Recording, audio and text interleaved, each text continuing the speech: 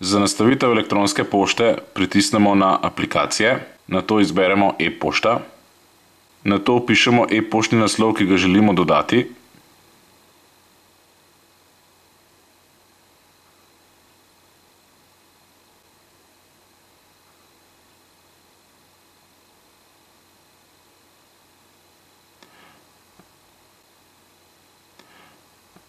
Ter še geslo od tega e-poštnega naslova.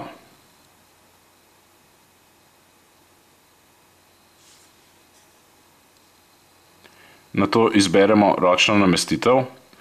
Če imate simobil.net elektronsko pošto, izberemo POP3. Dohodni strežnik mora biti pop.simobil.net, vrata morajo biti 110 in brez zaščite in izberemo naprej. Odhodni strežnik za simobil.net uporabnike je smtp1.simobil.si. Vrata zaščite izberemo brez, vrata vpišemo 25. Zahtevaj prijavo odstranimo kljukico in izberemo opcijo naprej. Potem lahko nastavimo pogostost preverjanja pošte in izberemo naprej. Nato še poimenujemo ta račun in vpišemo še prikazno ime.